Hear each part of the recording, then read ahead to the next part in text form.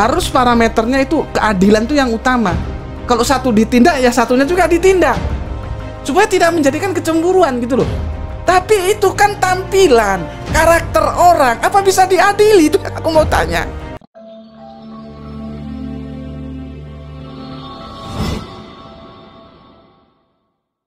Donasi dakwah pembebasan lahan Masjid Hagia Sophia telah dibuka.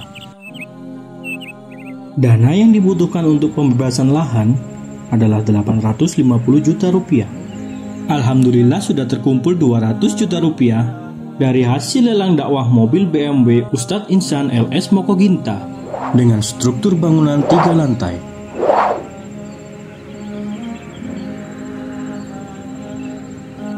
Donasi bisa Anda kirimkan melalui rekening di bawah ini. Dengan ketentuan transfer, 3 digit terakhir diganti dengan 008. B'Shem Adonai HaRahman HaRahum Hadahillah Ledonai Rabban ha'alamin HaRahman HaRahum Molech Yom Haddin Otcha Abedim Ubecha Mistayim. Assalamualaikum warahmatullahi wabarakatuh. Waalaikumsalam warahmatullahi wabarakatuh. Segala puji bagi Allah Tuhan semesta alam yang telah menciptakan langit, bumi, dan seisinya. Sahabatku Hagia Sophia yang dirahmati oleh Allah, jumpa lagi bersama dengan kami di channel YouTube Mu'alaf Center Hagia Sophia. Kali ini kami kedatangan tamu spesial, yakni yang pertama yang terhormat Dr. Suryadi selaku Ketua Arimatea dan juga dosen Universitas Brawijaya. Kemudian yang terhormat Gus Beti, pakar kristologi sekaligus budayawan Indonesia. Pada tema kali ini akan membahas tentang apakah kristologi itu ujaran kebencian, mengingat ada beberapa kasus yang ramai di sosial media, di berita-berita juga, yang menyatakan bahwasanya Ustadz Yahya Waloni ini kerap kali dilaporkan oleh beberapa pihak karena ceramahnya yang mengandung unsur ujaran kebencian ataupun hasutan kepada masyarakat. Kemudian yang kedua itu, akhir-akhir ini pada ceramahnya beliau pernah mengatakan bahwasanya pernah menabrak seekor anjing karena anjing itu hewan yang najis, sehingga mengundang banyak komentar dan perhatian dari MUI dan pihak-pihak lain yang merasa dikecewakan. Mengenai hal itu kita akan mendengar secara langsung bagaimana pendapat dari bintang tamu kita pada kali ini. Mungkin yang pertama bisa dari sudut pandang Dr. Suryadi dalam menyikapi permasalahan ini seperti apa? Terima kasih. Iya.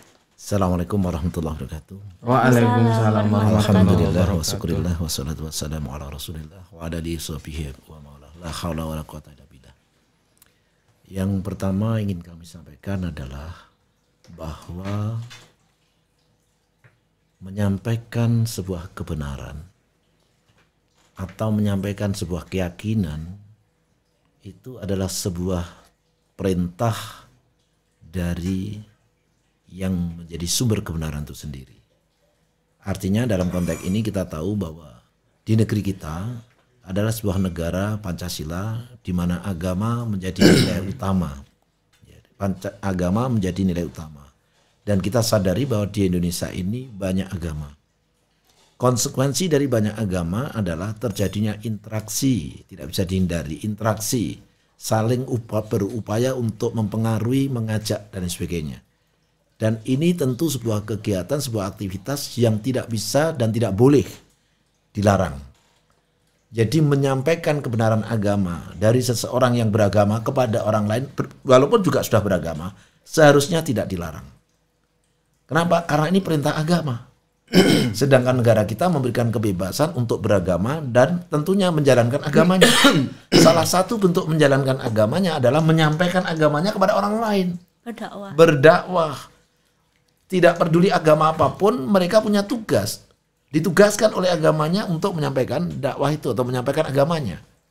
Ya, di dalam agama Islam seperti misalkan tertera dalam surat Ali Imran kalau tidak salah, ud'u ila sabili rabbika bil hikmah wal mau'izati hasanah wajadilhum billati hiya ahsan. Ud'u ila sabili rabbika, sampaikan kebenaran dari Tuhan itu. Di dalam hadis balighu anni walau ayat. Sampaikan walaupun sekedar satu ayat apa yang kamu dapatkan dariku itu. Jadi ini perintah. Di dalam misalkan dalam agama Kristen jadikanlah semua bangsa itu muridku. Misalkan kalau nggak salah di Injil Matius.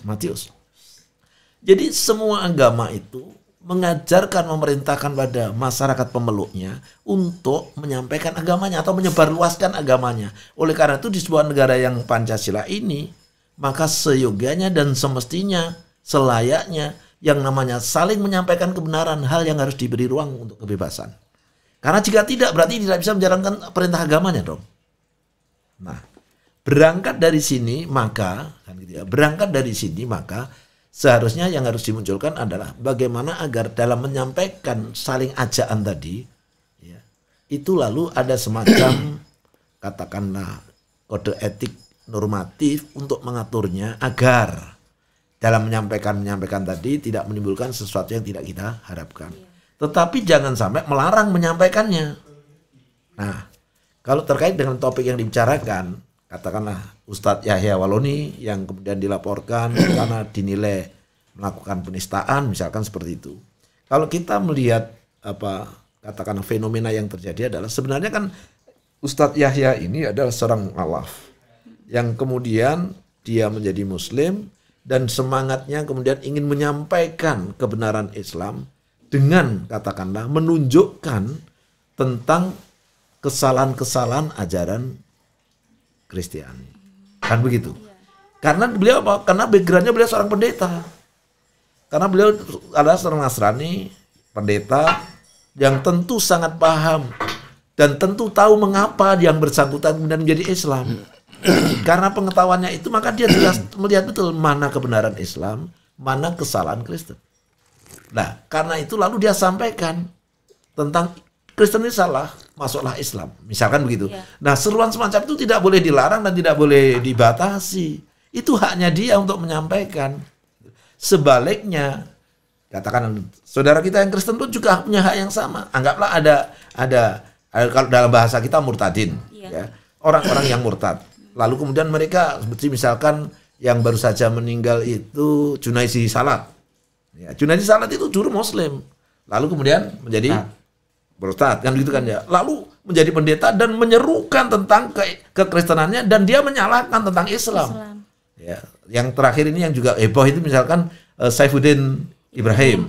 Juga demikian. Dia seorang kiai, seorang ulama, gitu ya, seorang doktor yang kemudian masuk Kristen, murtad, lalu kemudian menyampaikan itu hak. Tidak boleh dilarang, tidak boleh dibatasi. Karena memang itu perintah agama dan Indonesia tidak boleh melarang umat yang beragama itu menjalankan agamanya. Nah, sehingga sebenarnya pelaporan-pelaporan itu ya harus kita koreksi lebih jauh. Katakanlah gugatan-gugatan itu harus kita koreksi lebih jauh. Wilayah gugatannya di mana? Nah, perlu juga kita menjadi aturan main. Bagaimanapun tentunya ketika orang memiliki perbedaan lalu berinteraksi untuk menyampaikan kebenaran, tentu di sini ada semacam kode etik. Tentu butuh semacam aturan main agar yang terjadi tidak menimbulkan konflik-konflik yang tidak diperlukan. Dan masyarakat juga memang harus diberi pendidikan untuk bisa mengerti kalau terjadi interaksi antar agama itu hal yang wajar-wajar saja gitu ya. Pada saat yang sama yang menyampaikan pun juga tentunya punya aturan main agar di dalam menyampaikan itu kemudian bisa diterima dengan baik, tidak menimbulkan kontroversi. Nah, saya melihatnya adalah bahwa di sini permasalahan yang terjadi mestinya adalah terkait dengan yang saya tahu, sebatas yang saya tahu, itu justru terletak pada bagaimana cara seseorang menyampaikan, termasuk dalam konteks ini Ustadz Yahya Waloni, yang dalam penglihatan saya, pendengaran saya, beliau cara menyampaikannya memang boleh dibilang, saya tidak tahu harus mengatakan tanda petik keras, ya, tanda petik keras. Itu cara menyampaikannya. Tetapi kalau dilihat dari yang disampaikannya sendiri, sebetulnya tidak menjadi masalah karena itu memang konten kebenaran. Jadi kalau saya benar dan Anda berbeda dengan saya, maka Anda itu salah menurut saya. Lalu saya mengatakan Anda salah. Itu hak saya dalam konteks kebenaran ya, menyampaikan interaksi kebenaran itu ya memang seperti itu, apalagi dalam dialog, apalagi dalam perdebatan itu pasti. Ya. Saya seorang Muslim pasti mengatakan Islam benar, yang lain salah. Anda misalkan bukan Muslim, pasti misalkan Kristiani, Anda akan mengatakan Kristen benar, Islam salah. Anda menyalahkan Islam, sah-sah saja. Tapi berbeda kalau Anda menghina Islam, atau saya menghina Kristen. Itu berbeda. Misalkan, ketika tadi siapa? Saifuddin Ibrahim, itu mengatakan bahwa Kanjeng Nabi Muhammad itu pedofil, itu penghinaan. Itu bukan menyampaikan kebenaran. Gitu loh. Tidak bisa, faktanya tidak demikian. Karena jelas ada historisnya, ada catatan-catatannya. Pernikahan Kanjeng Nabi dengan Siti Aisyah yang sangat mudah itu, ya, itu ada prosesnya dan ya tolonglah dibaca. Gitu loh. Apa lalu anak kecil itu mohon maaf digauli? Tidak. Kan begitu ya. Nah, jadi itu namanya penghinaan. Itu bukan bicara kebenaran lagi. Itu penghinaan. Nah, yang semacam itu berhak dan wajib untuk diproses. Dalam konteks dilaporkan di gugat hukum. Nah, gitu lah. Karena itu penghinaan. Tetapi kalau kemudian menyampaikan konteks kebenaran, apalagi konteks kebenaran itu disampaikan berdasarkan hujah. Misalkan, ketika saya menyalahkan tentang Kristen misalkan. Kristen sebagai agama yang salah. Misalkan demikian. Islam sebagai agama benar. Lalu saya ungkapkan di mana letak kesalahan Kristen. Lalu saya ungkapkan dalil yang menganggap salahnya Kristen. Maka saya tidak, kayak apapun yang saya ucapkan, tidak boleh saya dikenai sebuah gugatan apapun. Karena apa yang saya sampaikan adalah sebuah kebenaran. Dan fakta berdasarkan jelas sumbernya ada kitab. Gitu loh. Sebaliknya kalau misalkan ada orang yang bisa menunjukkan Islam itu salah dengan menunjukkan Al-Quran, hadis, itu hak dia kan gitu. Sah-sah saja. Ya, sambil nanti kita uji apakah yang diucapkan itu benar atau tidak. Karena bisa jadi lalu, nah dalam konteks ini bisa saja disalahpahami. Sehingga terjadilah interaksi untuk menjelaskan, oh ini yang benar, oh nah, enggak begitu, maknanya enggak begitu, ini maknanya begini, Anda salah memaknai, sehingga lalu Anda menganggap kami salah. Loh, itu menjelaskan, gitu loh. Nah, demikian juga sah saja kalau misalkan saya menyampaikan nas dari Bible lalu kemudian dibantah pemaknaannya, sah-sah saja. Nah, saya ketika dibantah, bisa enggak saya memberikan argumentasi yang menguatkan bahwa saya yang benar? Nah, proses-proses seperti itu di negara kita harusnya sebuah ruang yang diberi kebebasan. Tidak boleh diganggu-gugat. Tetapi kalau penghinaan itu tidak boleh. Nah, kalau cara menyampaikan berapi-api, keras, mohon maaf, itu juga buat saya, gimana ya, itu kan gaya. Kalau dalam konteks Islam ada ustadz yang menggebu-gebu, bersemangat kan gitu, emosional. Bicara emosional itu apa dilarang? Nggak boleh dilarang. Karena itu gaya. Beda dengan emosi. Kalau emosi jangan. Emosional itu bagian dari Bung Karno itu kalau pidato emosional. Tapi tidak emosi. Kan begitu. Beda ya. Emosi dengan emosional. Karena kekuatan orang dalam bicara itu macam-macam. Gus Betik di mata saya. Kalau ngomong harus emosi, emosional. Kalau nggak emosional bukan Gus Betik dan tidak ada kekuatannya. Kenapa? Karena justru kekuatannya pada kemampuan bicara dengan memasukkan unsur emosi di dalam pembicaraannya. Tapi tidak emosi. Itu namanya gaya emosional tapi tidak emosi. Kalau emosi nggak bisa ngomong, isinya nggak karuan, kacau balau. Orang emosi itu sudah kehilangan akal sehat. Gitu loh. Nah, ini harus dibedakan gaya yang menggebu-gebu, gaya yang berapi-api dengan gaya yang halus. Kim misalkan sebagai seorang ustadz, jangan mimpi bisa ngomong emosional Gus Betik, nggak akan pernah bisa. Ya dia memang tempatnya, memang stylenya, gayanya, ibaratnya Anda membandingkan Abu Bakar As-Siddiq dengan Umar bin Khattab, nggak ketemu dalam konteks style, ya, nggak akan ketemu. Yang namanya Abu Bakar lemah lembut, ya, sampai Kanjeng Nabi bilang kamu mengingatkan aku pada saudaraku Isa yang penuh dengan kelemah lembutan. Kamu mengingatkan aku pada saudara kau Musa yang gitu lah ya. Nah, jadi ini gaya. Lah gaya itu tidak boleh dong kemudian dipermasalahkan. Tapi kalau kemudian konteks isinya sudah penghinaan, siapapun harus diproses. Karena bagaimanapun hidup bersama itu harus saling memberi penghormatan, menghargai orang lain. Sehingga pertanyaannya adalah apakah Yahya Waloni itu melanggar dalam bentuk penghinaan yang harus diproses, ataukah gaya yang ditampilkan yang menggebu-gebu? Nah, itu permasalahannya ya. Permasalahannya di situ. Kalau kemudian hanya sekedar gaya, style, mohon maaf kalau itu harus diperkarakan sampai di pengadilan misalkan, menurut saya kita sudah mengebiri hak seseorang di dalam beragama. Karena dalam beragama kita bukan hanya punya hak, punya kewajiban. Ya. Dan kalau sudah perintah kita tidak melakukan, kita berdosa. Oh, itu perintah kok. Ud'u ila sabili rabbika bil hikmah. Enggak peduli, semua penjaringan saya, semua yang mengaku muslim wajib menyampaikan kebenaran Islam itu. Nah, gitu ya. Nah, kalau kemudian ini diperkarakan itu menjadi masalah. Tetapi sekali lagi, kalau yang diperkarakan karena penghinaan, saya angkat tangan. Siapapun dari agama apapun, termasuk dari seorang muslim pun, kalau dia melakukan penyampaian dalam bentuk penghinaan, saya setuju itu diproses. Yang penting tentu, ya penting hukum itu yang penting lalu berlaku adil. Jangan sampai yang satu diproses, yang satu tidak berproses. Itu yang menjadi masalah ya, karena seringkali yang terjadi itu bahwa pemrosesannya tidak imbang. Tapi kalau sekali lagi itu penghinaan siapapun, saya setuju itu dilakukan pemrosesan atau katakanlah diperiksa.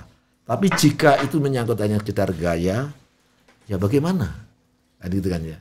Harus dipermasalahkan karena memang begitulah. Bahkan mungkin bisa jadi begini, ada masyarakat yang budayanya memang lemah lembut. Ada masyarakat yang kalau nggak bengok-bengok ya bukan masyarakat itu. Kan gitu kan ya. Misalkan kalau Anda datang ke Jogja, ngomong mesti lembut. Kalau Anda datang ke Jogja, ke Surabaya, nggak misuh bukan orang Surabaya. Ya, bahkan dulu ITS itu mahasiswa itu iki ITS cuk. Begitu. Ditulis itu di kaosnya. Ya. Nah, mau diapain? Bilang cuk itu jadi masalah. Nggak bisa. Nah, gitu kan ya. Itu konteks semacam ini harus kita pahami. Jadi tidak digebrahu ya, gitu ya. Nah, kalau penghinaan menurut saya sudah kategorinya hate speech. Boleh hate speech boleh diproses gitu. Tapi kalau kemudian mengungkapkan kebenaran dengan argumen cuma dengan gaya yang berapi-api yang itu menurut saya jangan. Karena itu nanti akan mengebiri hak-hak yang dijamin oleh undang-undang, yang dijamin oleh konstitusi. Jadi, kalau kembali kepada kasus Pak Yahya Waloni, menurut saya ya kita lihat kasusnya. Kalau kasusnya penghinaan, kasusnya hate speech, kebencian, nah itu baru. Tapi kalau kemudian bukan itu, tapi hanya gaya ya, menurut saya tidak layak untuk diproses lebih lanjut. Nah, kalau kemudian tadi menimbulkan pro kontra kontroversi karena dia nabrak anjing dan sebagainya, buat saya orang itu tidak ada yang sempurna. Buat saya sendiri, saya nggak setuju dengan beliau ketika nabrak anjing karena anjing najis boleh ditabrak. Wah ya nggak begitu. Tapi itu kan kelemahan pemahaman beliau. Apa orang kelemahan pemahaman beliau seperti itu lalu kemudian kita harus misalkan diproses, dilaporkan dan dihukum? Nggak boleh juga gitu loh ya. Ya itu dituturi. Ketika MUI misalkan manggil mengingatkan gitu loh ya. Nah itu harusnya. Jadi porsinya yang pas sehingga kemudian peristiwa semacam ini bisa diduduk perkarakan dengan baik, karena ini akan terus terjadi. Kita tidak akan pernah bisa menghentikan ya perintah agama, apakah itu dakwah, apakah misionaris atau misi atau sending atau apapun, karena semua agama secara natural pasti mendorong pemeluknya mengajarkan kepada orang lain. Karena itu lalu mengajarkan itu jangan sampai dipermasalahkan gitu.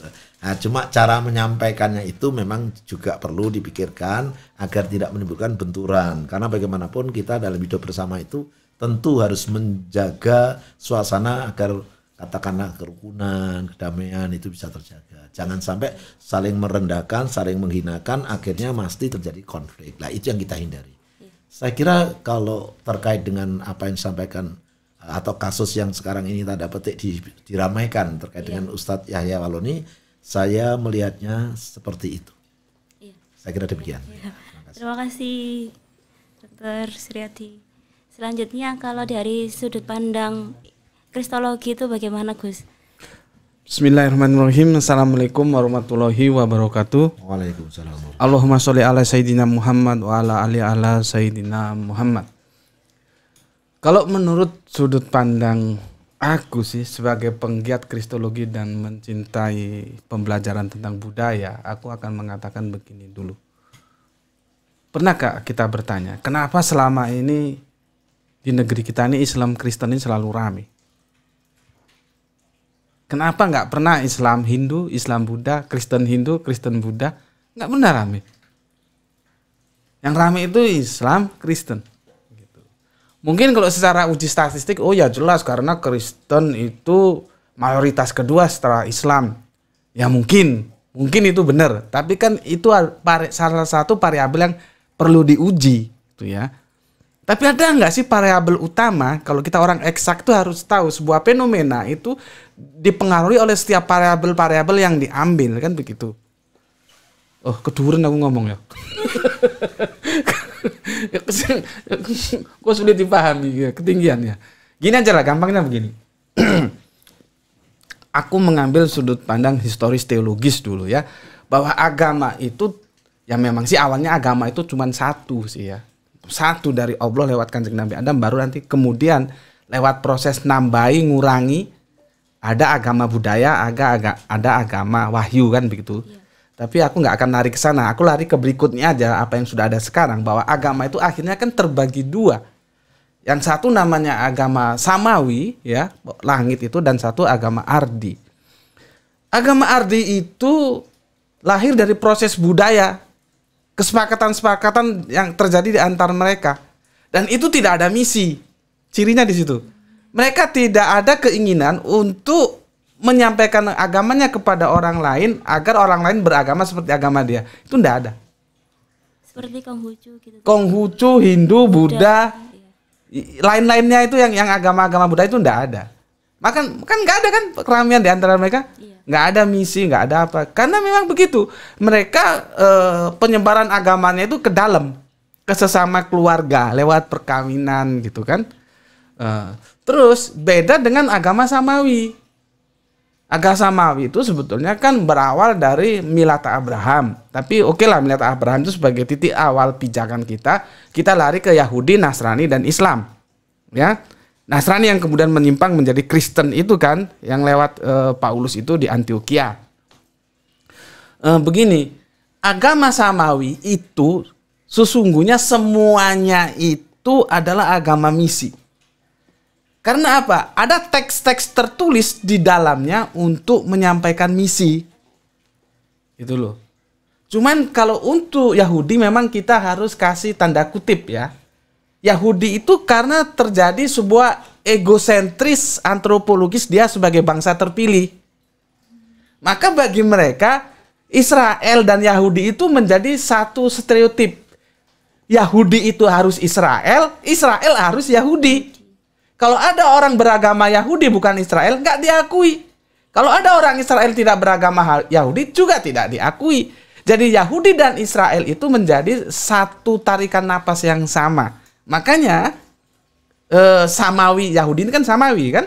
Ini tidak ada misi, tidak terekspos keluar. Nah, berikutnya ya, kita turun lagi ke berikutnya ke Kristenan.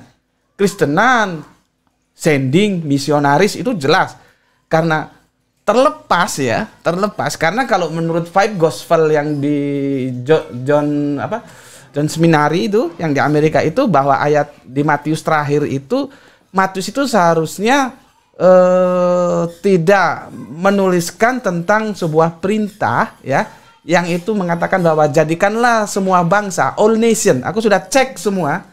Itu yang aku temukan memang all nation, semua bangsa ya, atau gampangnya dalam translate Indonesia, jadikanlah semua bangsa muridku dan baptislah mereka atas nama Bapa, Putra, dan Roh Kudus ya.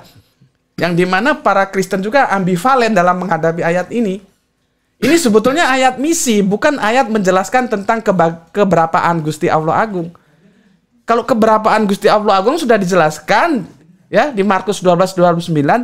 Sema o Israelu Yahweh Elohinu Yahweh Ehad. Denganlah orang Israel, Tuhan Allah kita Tuhan itu Esa. Tetapi teman-teman Kristen melakukan, Kristen dalam tanda kutip ya, karena tidak semua Kristen yang mayoritas melakukan yang dalam pandangan-pandangan istilah-istilah pesantren itu namanya tahrib. Tahrib itu ada dua. Pertama, tahrib yang memang ayatnya langsung dirusak.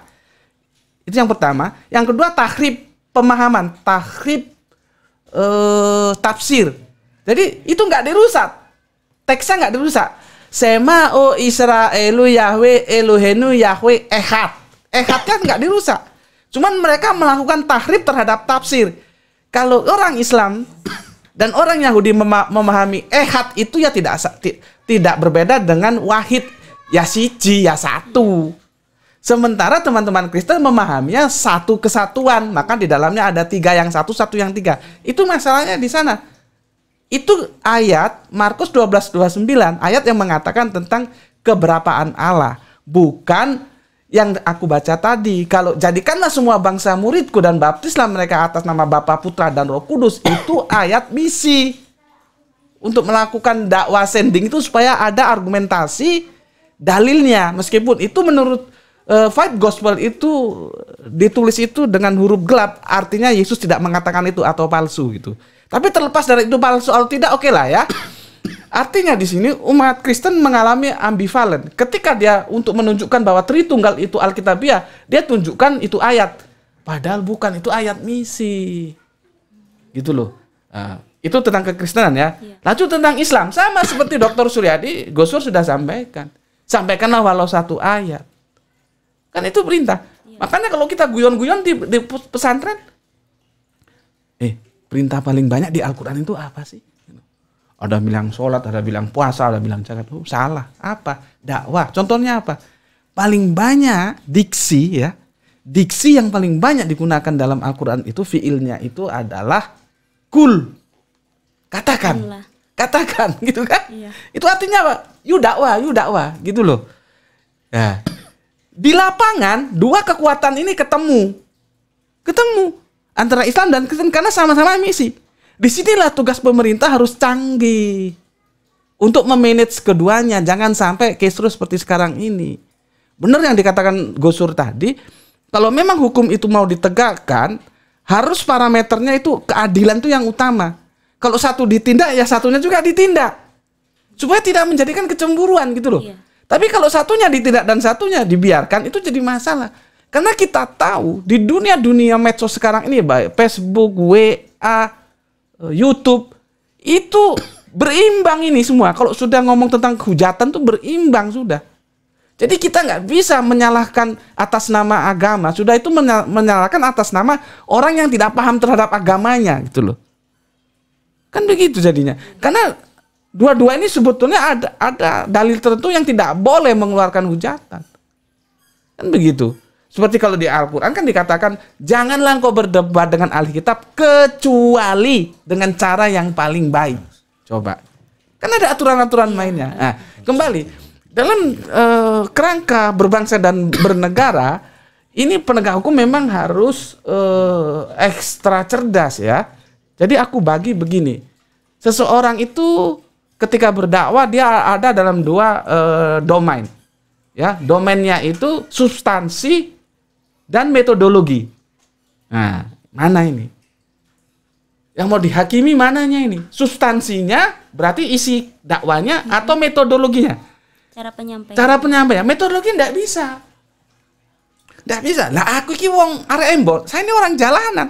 Kalau ngomong kamu blow on amat, itu biasa. Tapi kalau didengar orang pondok pesantren, kok kasar amat ya ngomongnya. Kan menjadi relatif. Seperti Gosur bilang, ya, orang Jogja itu kalau suruh keras nggak bisa. Orang Batak suruh halus juga nggak bisa. Gitu. Nah, di sini kita harus cerdas ya. Ini sebetulnya permasalahannya itu di substansinya atau metodologinya. Kan begitu. Kalau substansinya saya sepakat sama Gosur. Ya, bahwa setiap orang harus diberi ruang untuk mendakwakan agamanya. Mendakwakan itu apa sih? Kul itu apa sih? Menyampaikan kepada siapa? Siapa saja. Yang tak boleh itu memaksakan. Paham ya? Kalau menyampaikan saja, oh Islam tuh begini Pak, begini, kita menjelaskan, masa enggak boleh? Yang enggak boleh itu ketika orang dipaksa menjadi seperti apa yang kita imani. Di situ enggak boleh gitu. Jadi di sini harus cerdas. Nah, sekarang kalau berbicara tentang metodologi, itu menjadi ribet. Karakter orang beda-beda. Aku ini kalau diukur dengan karakter pesantren enggak masuk aku.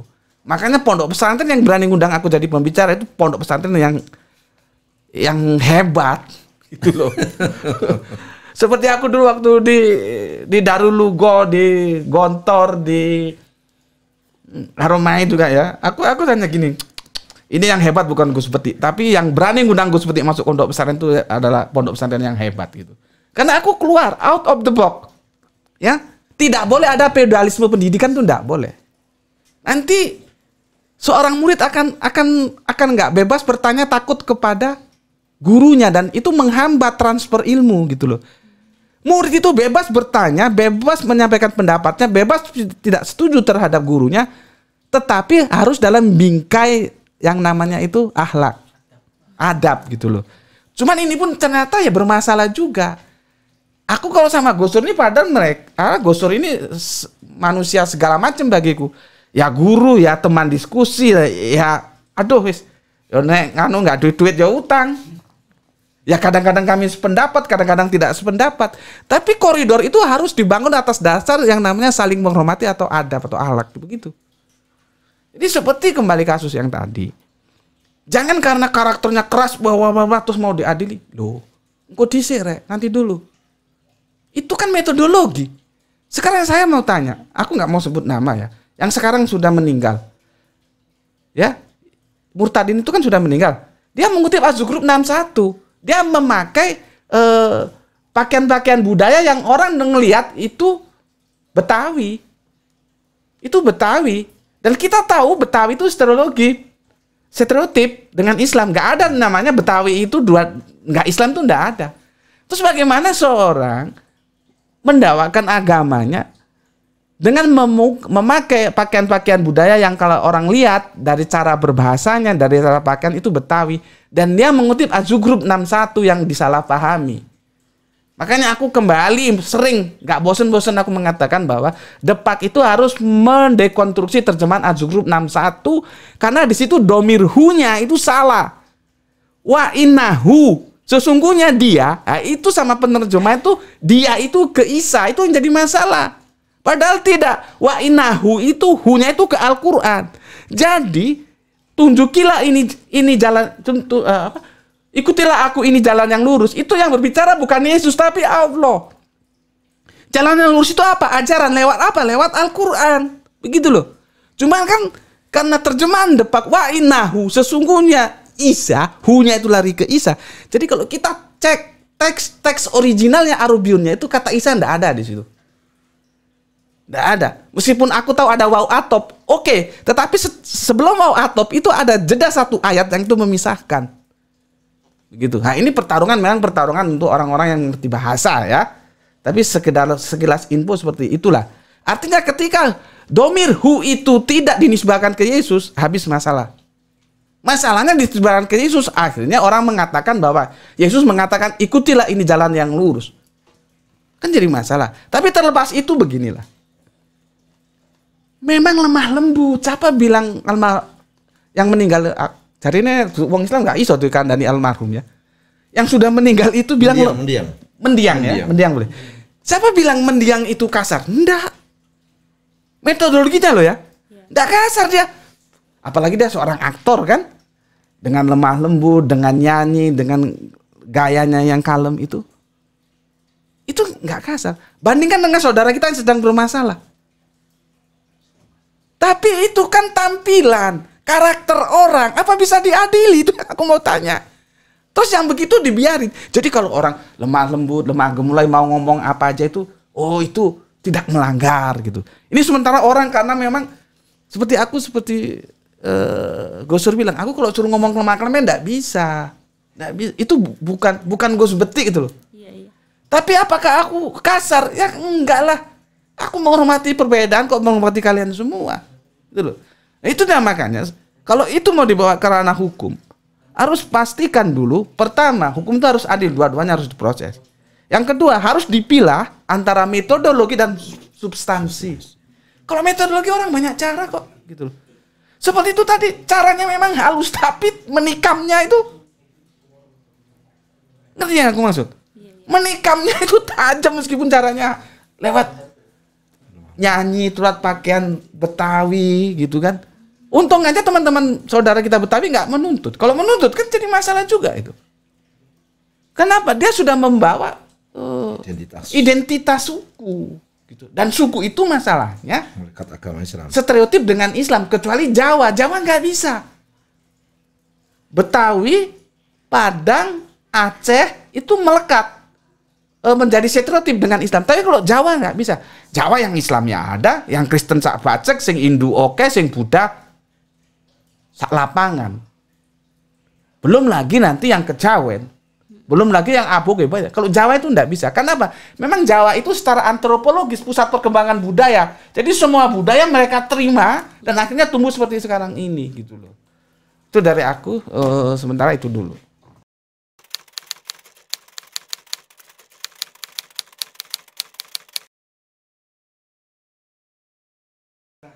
Oh, alhamdulillah. Alhamdulillah. Oh, berdiri. Oke. Aku terima ya. Sebentar ya. Kita dulu Gus ya. Apa nggak perlu dibuka supaya tahu? Iya, ya itu perlu Gus. Ini alhamdulillah Ayah Sophia ya. Iya. Memberikan hadiah kepada Gus Beti apa namanya ini? Handycam. Ya. Semoga Ayah Sophia tetap berjaya ya. Bisa juga menjadi tumbuh berkembang menjadi sebuah gerakan dakwah ke depannya. Nah, ini hadiah dari Ayah Sophia Handycam ya. Matur nuwun kepada teman-teman Ayah Sophia. Semoga Allah balas dengan yang lebih baik lagi ya. Amin, amin ya. Ini hadiah Handycam ini. Yang dirundukan datang juga ini. Masih bau toko. Alhamdulillah, alhamdulillah, alhamdulillah. Oke, matur nuwun, matur nuwun, matur nuwun. Matur nuwun. Sudah saya terima. Matur nuwun, Mbak nggih. Semoga dialog kita pada kali ini bisa menginspirasi sahabat-sahabat Mualaf Center Ayah Sophia di rumah. Dan semoga juga bisa sahabat-sahabat bisa mengambil pesan yang telah disampaikan oleh beliau berdua ini. Sekian dialog kita pada kali ini. Wassalamualaikum warahmatullahi wabarakatuh. Waalaikumsalam warahmatullahi wabarakatuh.